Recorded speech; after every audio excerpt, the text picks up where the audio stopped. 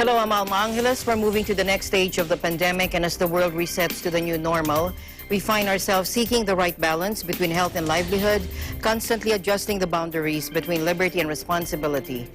On tonight's headlines.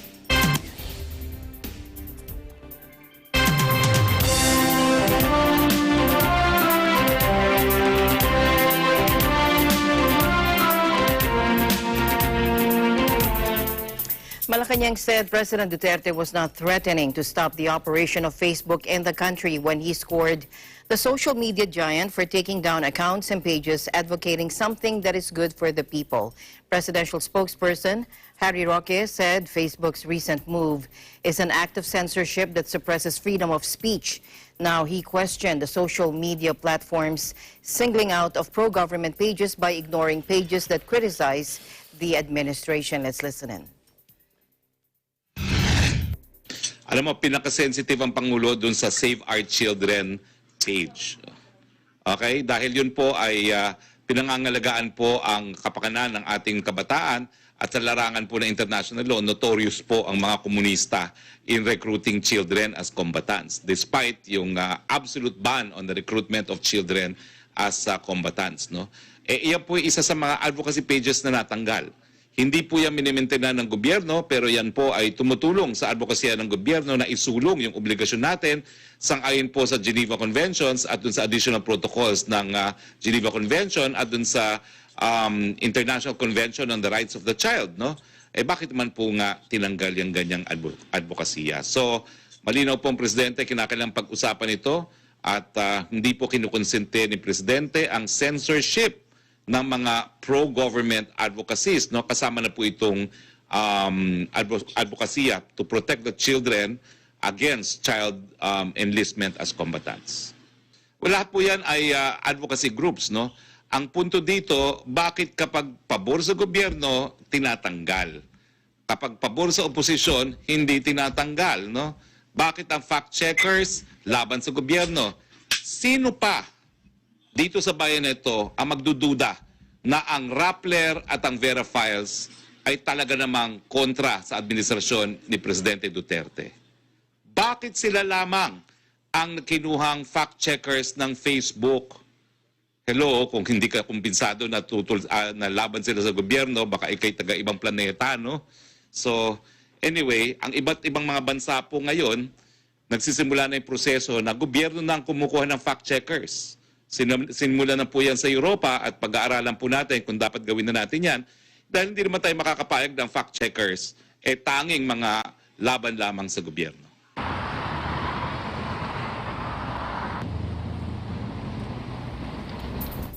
Next to India, where its top biomedical research body says 1 in every 15 Indians over the age of 10 has been exposed to COVID-19, with the country tallying over 6 million coronavirus cases.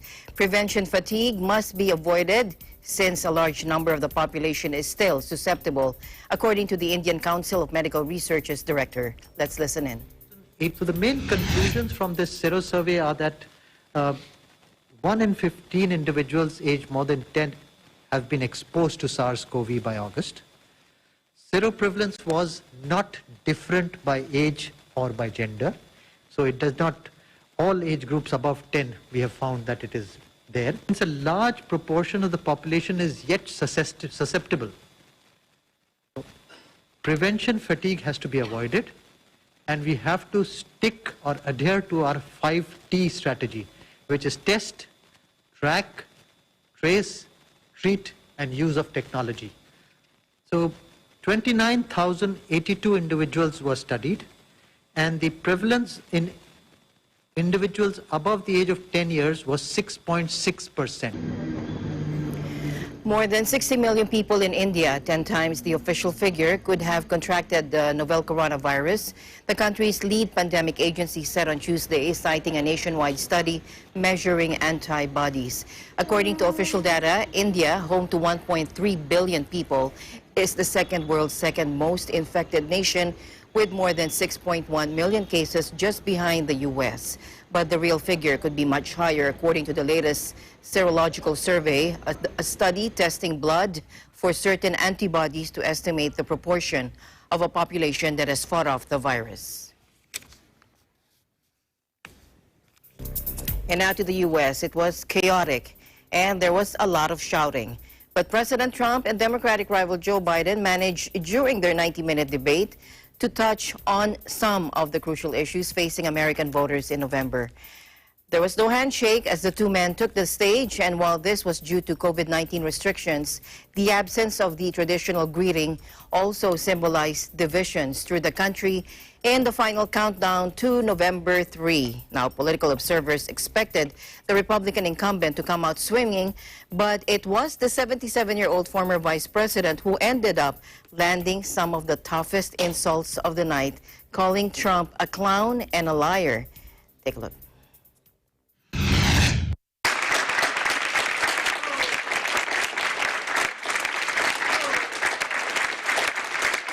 How you doing, man? How are you? I'm well. Here's the deal.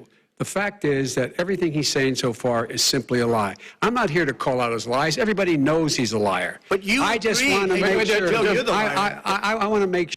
You used the word smart. So you said you went to Delaware State, but you forgot the name of your college. You didn't go to Delaware State. You graduated either the lowest or almost the lowest in your class. Don't ever use the word smart with me. Don't ever use that word. Oh, give me a break. Because you know what? There's nothing smart about you, Joe. 47 years you've done Well, nothing. I'm not going to answer the question Why because would you answer that because question? the question is the question Supreme Court justice, radical left. Will you shut up, man? Listen, who is on your list, Joe? This Who's is on your so list? right. Gentlemen, I think This we've is ended so this. He's going to pack the court. We have I'm not going to give a list. We have ended this segment. We're going to move on to the second segment. That was really a productive segment, wasn't it? Keep yapping, man. The people understand, Joe. They should do. 47 years you've done nothing. They understand. All right. With you, Go ahead. they You say, get here's the, the wait a deal. minute. You get the final word, Mr. Well, it's hard to get any word in with this clown. Excuse me, this. Hey, this let me just person. say, Joe. No. I'm Mr. President. 3.5 I'm million, Mr. President. Joe. That is. We believe in law and order, but you don't. The top 10 cities and just about the top 40 cities are run by Democrats and in many cases radical left. And they've got you wrapped around their finger, Joe, to a point where you don't want to say anything about law and order. Under this president, we become weaker, sicker, poorer, more divided, and more violent. When I was vice president, we inherited a recession. I was asked to fix it. I did. We left him a booming economy, and he caused a recession. With regard to being weaker, the fact is that I've gone head-to-head with Putin and made it clear to him we're not going to take any of his stuff. He's Putin's puppy. He still refuses to even say anything to Putin about the bounty on the heads of American soldiers. Your son got No. $3.5 Country would be better served if we allowed both people to speak with fewer interruptions. I'm appealing to you, sir, to do that. Well, and him too. Well, frankly, you've been doing more interrupting Well, that's than all he right, has. but he does plenty. Well, less than, sir, less there's than. plenty. No, less than you have. But if he ever got to run this country and they ran it the way he would want to run it, we would have, We would our run it suburbs the would way- be gone. By the way, Suburbs. our suburbs would be gone, and you would see problems like you've He never wouldn't seen. know a before. suburb unless he took a wrong turn. Oh, I know suburbs. He would not. So much better. Yes, there is. There's systemic injustice in this country, in education and work and in law enforcement and the way in which it's enforced. But look, the vast majority of police officers are good, decent, honorable men and women. They risk their lives every day to take care of us. But there are some bad apples. And when they occur, when they find them, they have to be sorted out. They have to be held accountable. They have, in fact, we're all Americans. The only way we're going to bring this country together is bring everybody together. There's nothing we cannot do if we do it together. We can take this on and we can defeat racism Vice in America. President, go ahead, sir. I would say almost everything I see is from the left wing, not from the right wing. So what are you saying? I'm willing to do anything. I want to see Well, peace. then do it, sir. Say it. Do it. Say it. You want to call him? What do you want to call him? Give me a name. Give me a White name. supremacists Who and would white you like me to condemn? White supremacists and right Proud Boys, stand back and stand by. But I'll tell you what. Somebody's got to do something about Antifa and the left, because this is not a right-wing problem. This is Hunter got thrown out of the military. He was thrown out, dishonorably discharged. That's not true. It for wasn't dishonorably. cocaine use.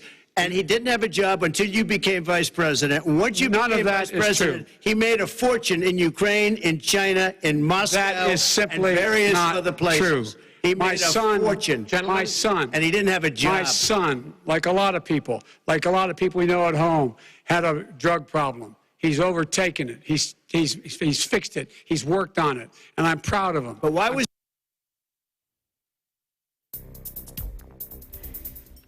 Now, Democratic presidential nominee Joe Biden sought to tie President Trump squarely to the COVID-19 pandemic that has claimed more than 200,000 lives in the U.S., more than in any other country.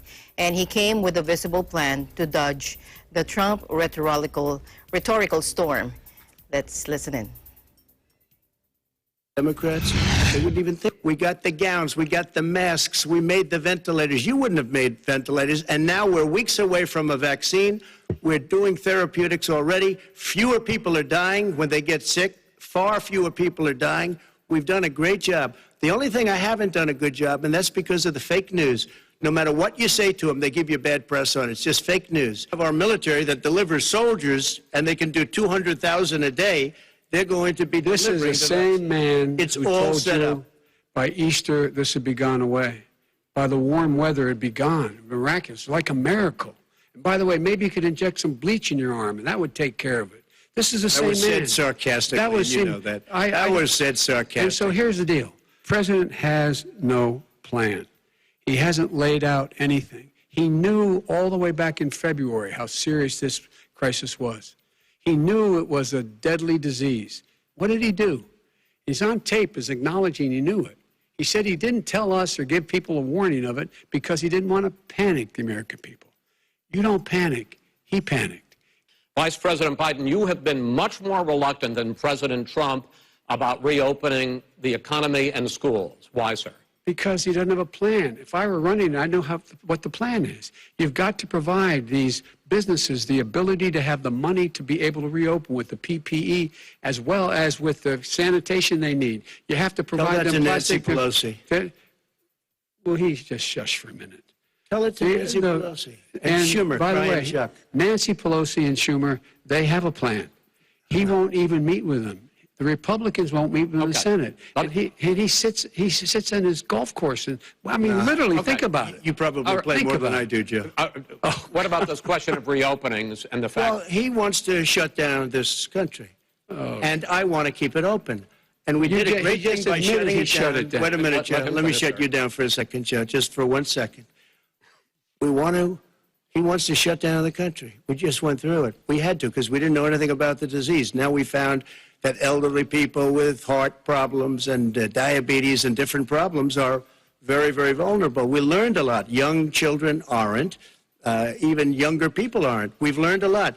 But he wants to shut it down. More people will be hurt by continuing. If you look at Pennsylvania, if you look at certain states that have been shut down, they have Democrat governors all. One of the reasons they're shut down is because they want to keep it shut down until after the election on November 3rd. I want to move on to another because subject. it's a I want to move political on to another I gotta subject. respond. But those states are not doing well that are shut down Which is right gotta now. respond to that. President shut Trump, down the you whole have your different approaches has even affected the way that you have campaigned. President Trump, you're holding large rallies with crowds packed together, thousands of people. Outside. Outside, yes, sir, agreed. Vice President Biden, you are holding much smaller events with Because nobody will show up. people with... Well, it's true. Nobody shows up to his rallies. All right. In any case, why you holding the big rallies? Why you not? You goes first, sir. Because people want to hear what I have to say. I mean, But are you I've not done a worried great about it job spreading as a disease? president, and I'll have 35,000 people show up at airports. We use airports. Are you and not hangars, worried and about we the have a disease lot of issue, people. sir? Well, so far, we have had no problem whatsoever. It's outside. That's a big difference, according to the experts. And we do them outside. We have tremendous crowds, as you see. I mean, and literally on 24 hours' notice. And Joe does the circles and has 3 people someplace. Okay.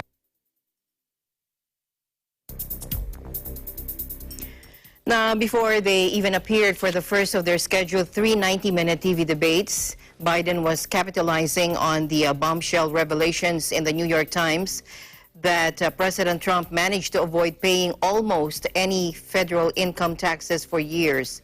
President Trump, who has broken long-time transparency by refusing to publish his tax returns, reportedly used loopholes to pay just $750 in federal tax during the first year of his presidency. Mr. President, as you well know, there's a new report that in 2016, the year you were elected president, and 2017, your first year as president, that you paid $750 a year in federal income tax each of those years. I know that you pay a lot of other taxes, but I'm asking you the specific question. Is it true that you paid $750 in federal income taxes each of those 2 years? I paid millions of dollars in taxes, millions of dollars of income tax. And let me just tell you, there was a story in one of the papers. I paid $38 million 1 year. I paid $27 million. Show us your tax returns. I went, you'll see it as soon as it's finished. You'll see it. You know, if you want to do, go to the Board of Elections. There's a 118-page or so report that says everything I have, every bank I have, I'm totally under-leveraged because the assets are extremely good, and we have a very, I built Sir, a great I'm asking company. you a specific question, which But is... let me tell you... I understand all of that. I understand all of that. No, Mr. President, I'm asking you a question. Will you tell us how much you paid in federal income taxes in 2016 and 2017? Millions of dollars. You paid millions of dollars? Millions of dollars, So yes. not 750? Millions of dollars, and you'll get to see it. And you'll get to see it. But let me just tell you, Chris, let me just tell you something, that it was the tax laws. I don't want to pay tax. Before I came here, I was a private developer. I was a private business people. Like every other private person, unless they're stupid, they go through the laws, and that's what it is. He passed a tax bill that gave us all these privileges for depreciation and for tax credits. We build the building and we get tax credits, like the hotel on Pennsylvania Avenue. You get a massive, which, by the way, was given to me by the Obama administration, if you can believe that. Now, the man got fired right after that happened. But Vice President Biden, you want to respond? Yeah, I do want to respond.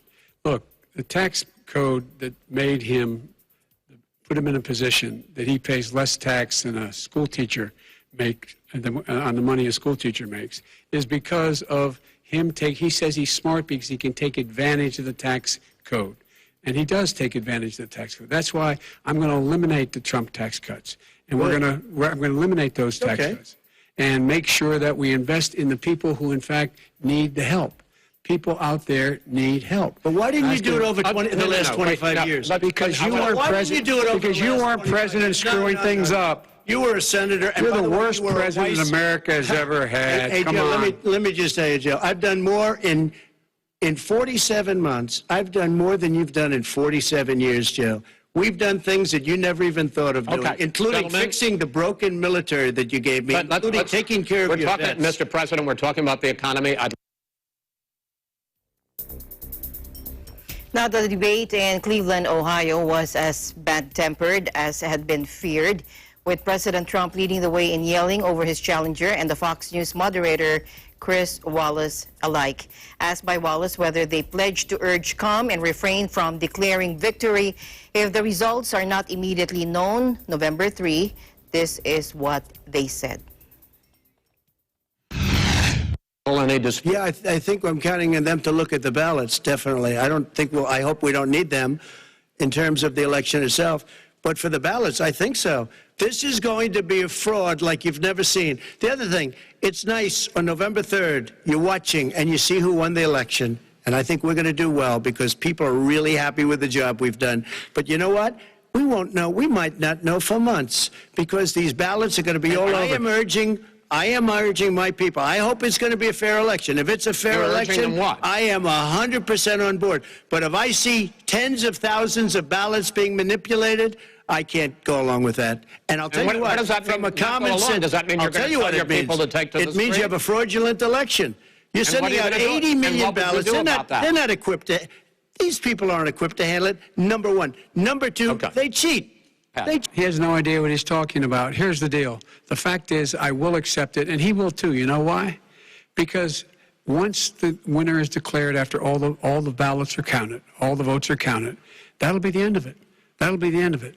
And if it's me, in fact, fine. If it's not me, I'll support the outcome.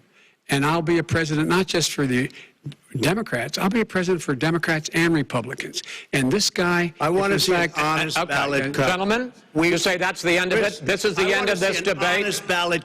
I'm totally opposed to defunding the police offices. As a matter of fact, local police...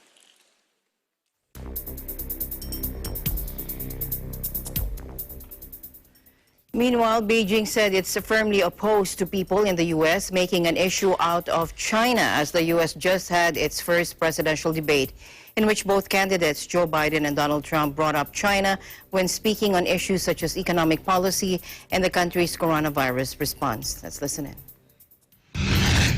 我们坚决反对美方人员在竞选中拿中国说事。事实已经证明，美方针对中方的指责没有依据，是站不住脚的。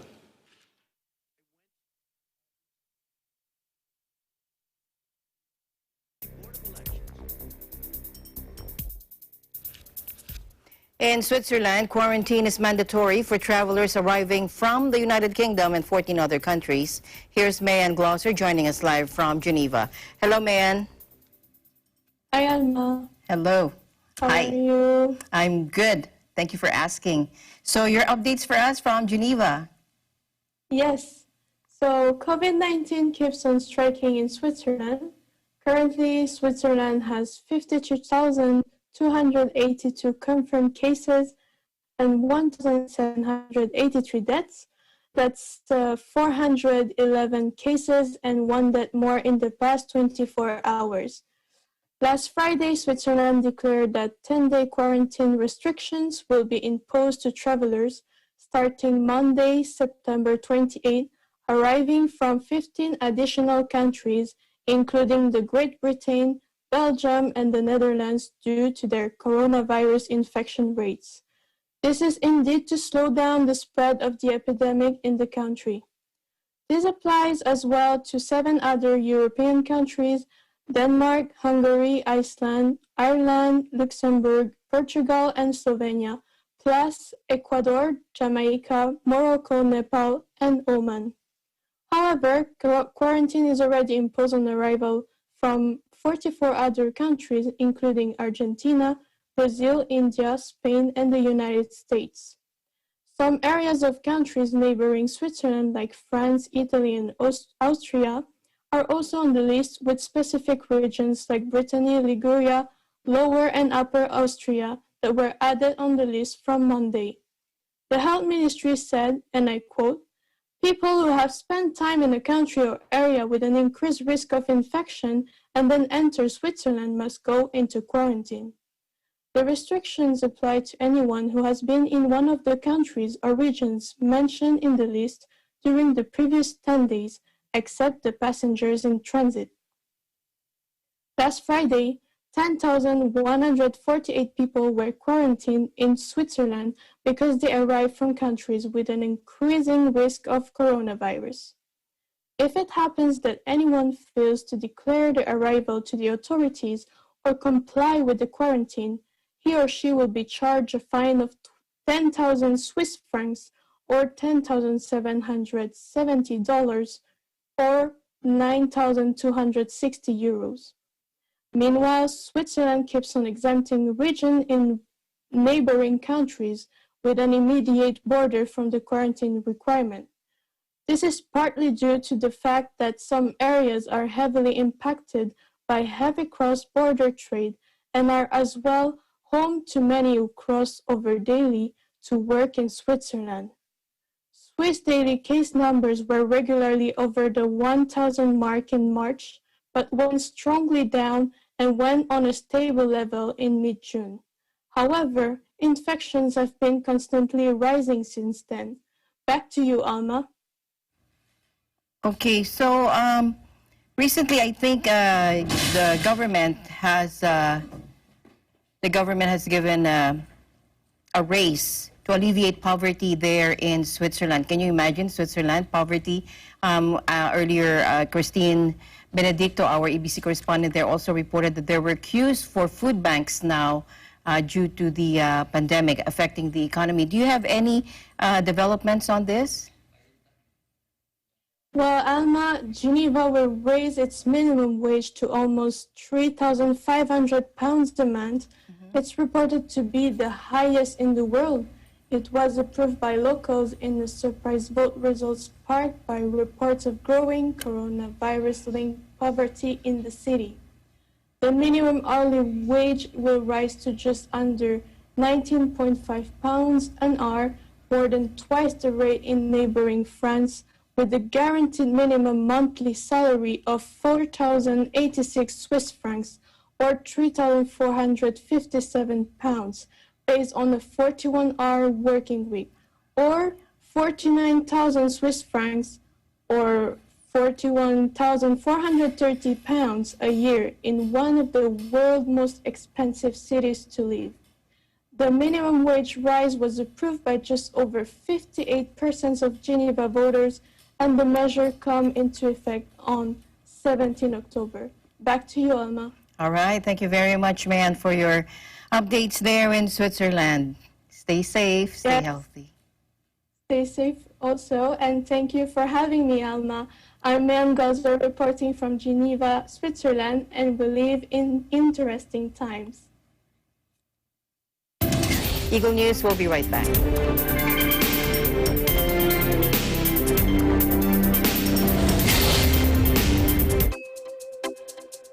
The New Era University, in its 45th year of excellence, discipline, and service to humanity, will offer online education all levels beginning this first semester academic year 2020 to 2021 through the NEU Virtual Learning Environment, or NEU VLE. New Era University offers a complete basic education cycle from kindergarten up to senior high school, offering all strands.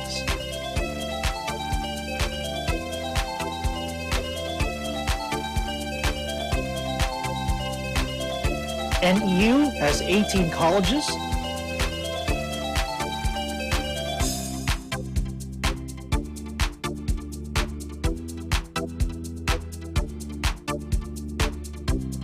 and 2 graduate schools. It also offers ALS and ETI. Best of all, NEU has the most affordable tuition fees among private universities in the Philippines.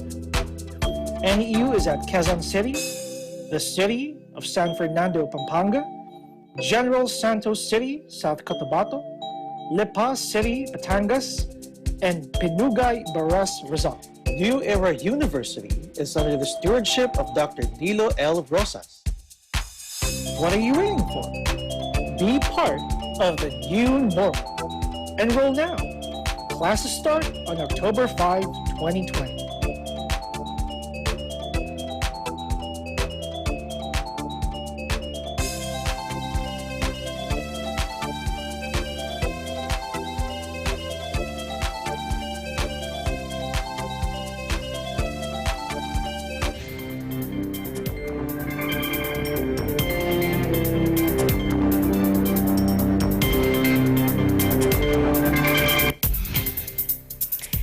Indian police were accused Wednesday of cremating the body of a 19-year-old woman against her family's will after she was allegedly gang raped by 4 men in the country's latest horrific sexual assault. The teenager from India's marginalized Dalit community suffered serious injuries in a brutal sexual attack 2 weeks ago, according to her family and police, and died at a New Delhi hospital on Tuesday. The case has sparked widespread anger across India that was further fueled by accusations that police seized the woman's body and cremated it against the wishes of her family. On Tuesday night, clashes between police and protesters appalled by the killing erupted outside the hospital before a large group of officers escorted the hearse back to her native village in the northern state of Uttar Pradesh. Her family told local media that the corpse was seized by police upon its arrival at the village in Matras or Hatras district, despite resistance from relatives and villagers, and was cremated in the middle of the night. Police didn't offer an explanation, but multiple relatives protested against the 3 a.m. cremation, saying they wanted the body to lie at the family home for a time so absent loved ones could return to pay their respects.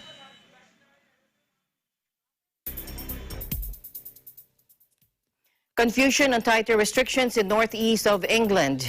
And Prime Minister Boris Johnson has apologized. Let's have more from Caroline Kennedy from our EBC Scotland Bureau. Coronavirus restrictions are confusing within the northeast.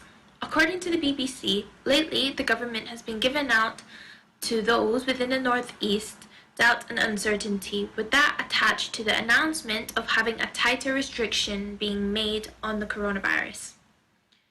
It was said that those who break the law by mixing with other households, including within the pubs and restaurants, were to be fined.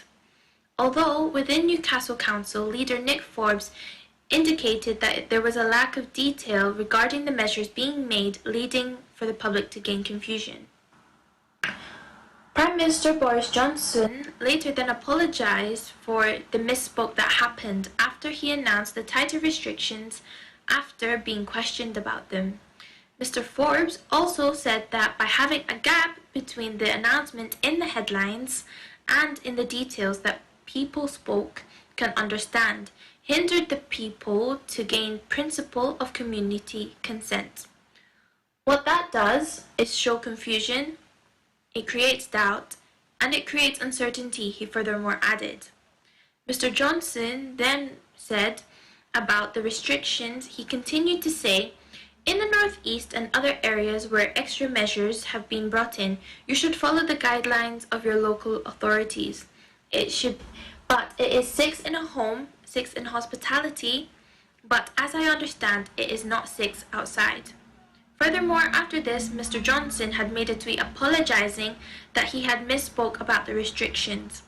In the northeast, new rules mean you cannot meet people from different households in social gatherings indoors, including in pubs, restaurants, and inside your home, meaning that we are told to avoid meeting with other households outside. I'm Caroline Kennedy, reporting from Northeast England. We live in interesting times. A cruise ship in Greece that caused a coronavirus scare was given the all-clear by authorities on Tuesday after a false alarm where crew members thought to have contracted the virus tested negative. The Maltese-flagged main ship 6, operated by Anglo-German travel giant TUI, is carrying 922 passengers and 666 crew, the first cruise ship to sail in England after a lockdown imposed in March. On Monday, a dozen staff members out of 150 tested by a laboratory in Crete as part of a testing campaign were found to have the virus, forcing the ship to moor at the Greek port of Piraeus early on Tuesday. Staff members were given 3 more tests each, all of which came back negative. Gikas Magyorkinis, an epidemiology professor, told reporters that sometimes test results are not very clear and you need a follow-up. All passengers had already been given a clean bill of health in tests carried out prior to the voyage.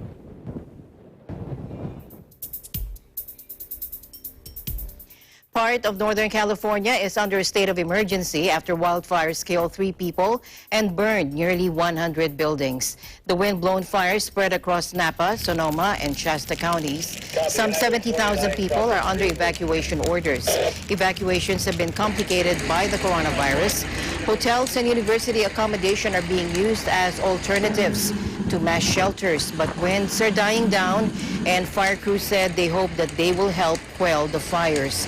The new blazes came during a record season. 5 of California's 6 biggest wildfires in history currently burning and 3.8 million acres scorched. Climate change amplifies droughts which dry out regions, creating ideal conditions for wildfires to spread out of control and inflict unprecedented material and environmental damage. Relatives of 12 Hong Kong fugitives detained on the Chinese mainland after trying to flee the financial hub petitioned Beijing's office in the city on Wednesday, pleading for their loved ones to be returned. The small gathering outside the liaison office came as its director said authorities needed to do more to instill patriotism in the city, which was rocked by 7 months of huge and often violent democracy protests last year. As Chinese patriotism is not a choice, it's a duty and a righteous path, Luo Yuning, Beijing's top official in the city, said at a banquet. Now, Mr. Luo was speaking ahead of Thursday's National Day, the annual holiday that marks the founding of the People's Republic of China. Democracy supporters have been denied permission to march on Tuesday. Authorities cited security concerns and anti-coronavirus measures against more than 4 people gathering in public, measures which have made protest all but impossible for most of this year. As Mr. Luo spoke, 5 relatives of the detained Hong Kongers rallied outside the liaison office. Police did not break up the gathering and no official came to meet the group.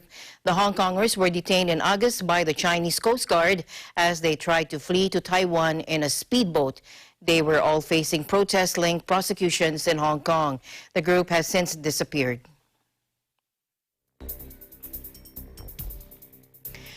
Kuwait on Wednesday swore in its new Emir, Sheikh Nawaf al-Ahmad al-Sabah, and prepared to receive the body of his half-brother, the late ruler Sheikh Sabah, who died in the U.S. at the age of 91. Sheikh Nawaf was visibly emotional as he addressed the National Assembly a day after the death of the Emir, an acclaimed diplomat and mediator who ruled for 14 years. He called for unity against the challenges that face the region and committed himself to Kuwait's democratic approach in the address before lawmakers who sat socially distanced and in masks in line with coronavirus precautions. Kuwait, unlike other Gulf states, has a lively political arena with a fully elected parliament that enjoys wide legislative powers and can vote ministers out of office.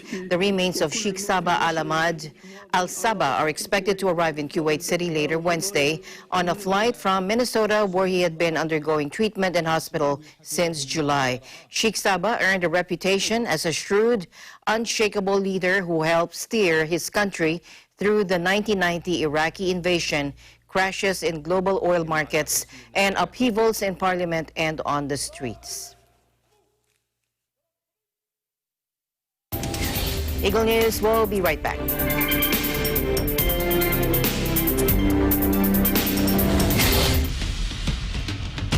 Accurate and fair reporting.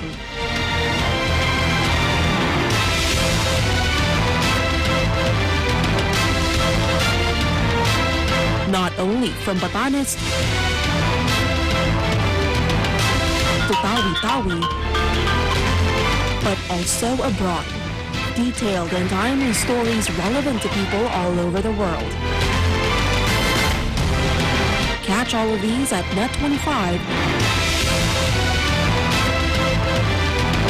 your reliable source of news, entertainment, and technology updates.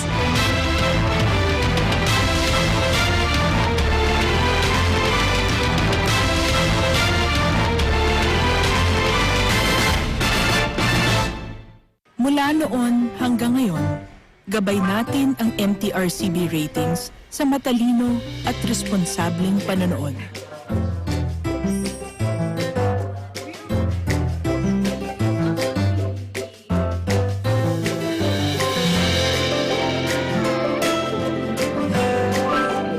Sa tamang pagsunod sa MTRCB ratings, ginagawa nating ligtas at makabuluhan ang panonood ng bawat miyembro ng pamilyang Pilipino.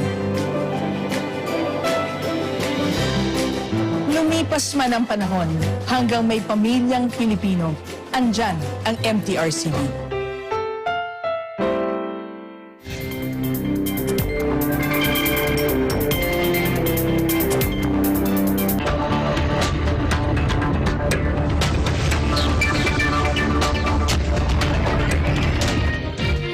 The average speed of the Metro Rail Transit Line 3s or MRT3 trains will increase to 40 kilometers per hour on Thursday from the previous 30 kilometers per hour.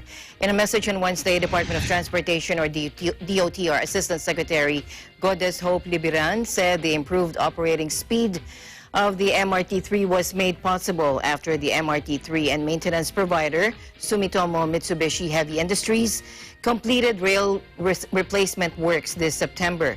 In a media bulletin, the MRT3 management said the new operating speed will lessen the time between trains to 6.5 to 7 minutes from the previous 8.5 to 9 minutes and an operating speed of 30 kilometers per hour. It said that a total of 9,216 linear meters of long welded rails were installed, about 13.98% of the MRT3's main line, noting that the project was completed ahead of time due to accelerated rail replacement works during the enhanced community quarantine and modified ECQ period.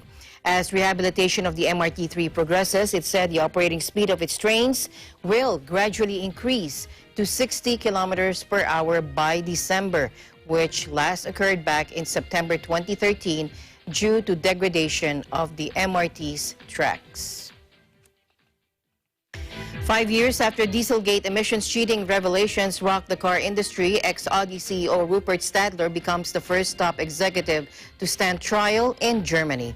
Stadler, 57, faces charges of fraud, falsifying certifications, and false advertising, according to the indictment that will be read out before the Munich District Court. He will be in a dock alongside former Audi and Porsche manager Wolfgang Hatz and 2 Audi engineers, all facing the same charges.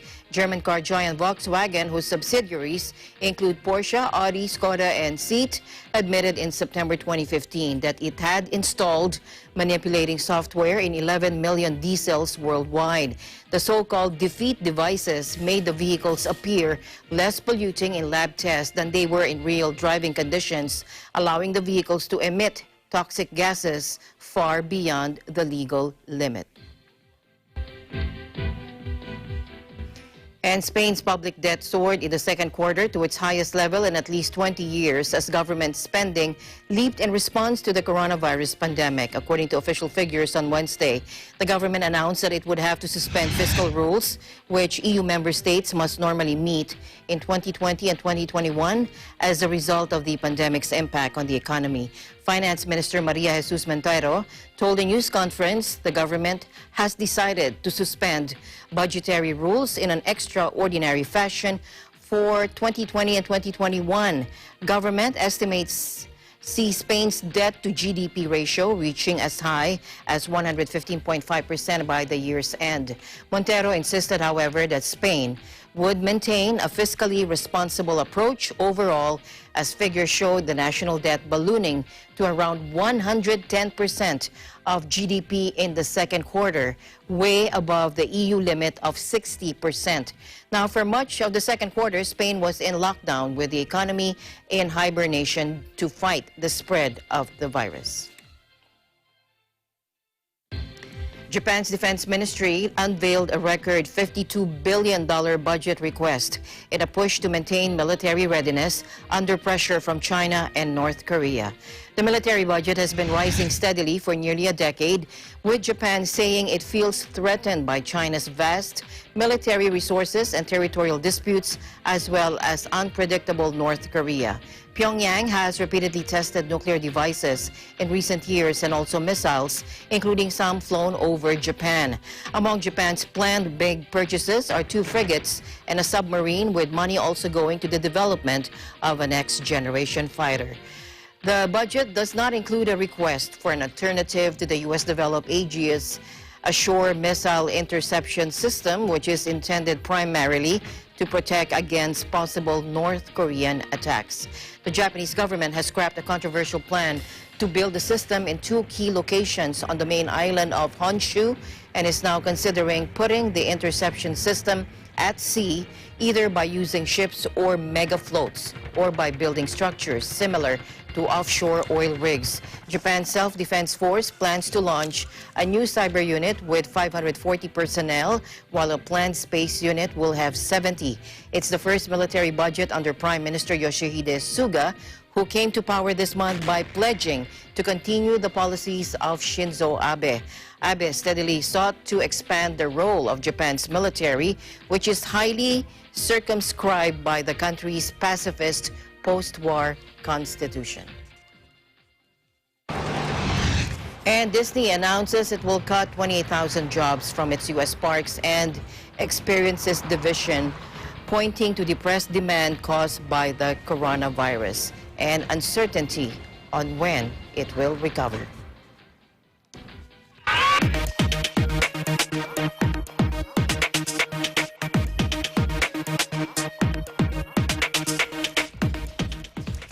There were computer outages in the U.S., and they are under investigation. On Sunday night, MCSoft said more than 200 hospitals and other healthcare facilities run by Universal Health Services lost computer access. Employees said hackers demanded ransom to unlock the system. The cybersecurity blog Bleeping Computer said the attack appeared to be using Ryuk. Ryuk is a malware linked to North Korean hackers which encrypts computer systems until a ransom is paid.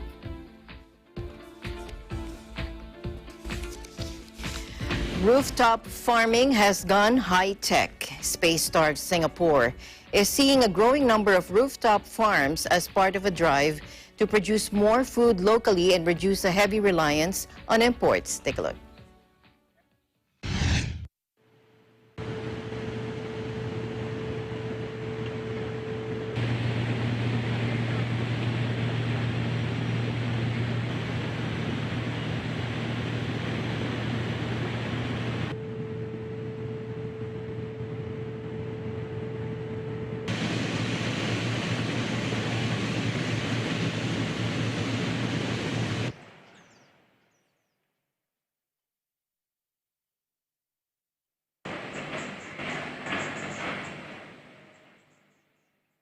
And Singapore being so land scarce, okay, we want to advocate that you really do not need large parcel of land to do edible farming.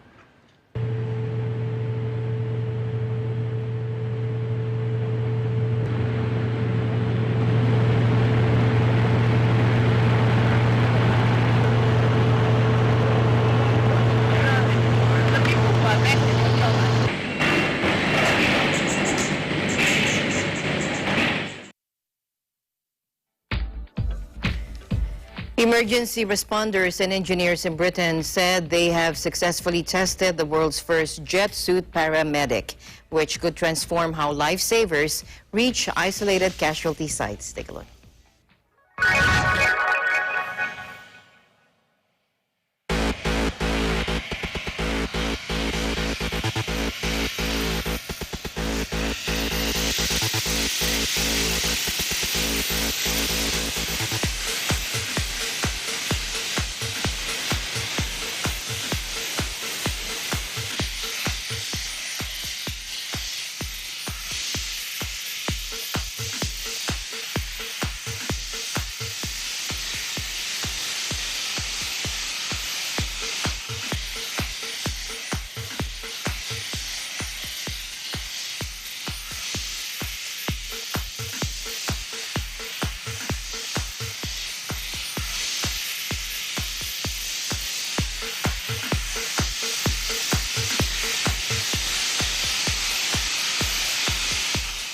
Hour is an hour that somebody is lying in pain or maybe deteriorating from something that sounded maybe innocuous at first, like perhaps becoming a bit breathless and feeling a bit sick, but actually that patient's having a heart attack.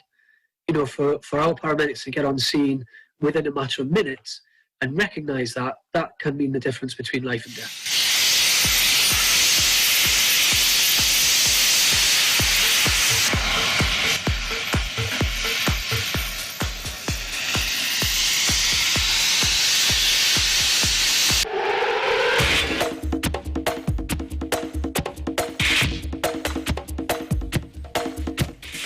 And finally, in our news, the National Football League is facing its first COVID outbreak.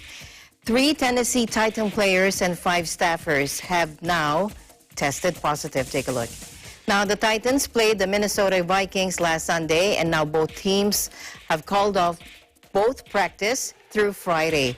It isn't clear either team will play this weekend. If either team will play this weekend, the NFL season kicked off earlier this month with all teams following strict safety protocols to ward off the threat of coronavirus outbreaks.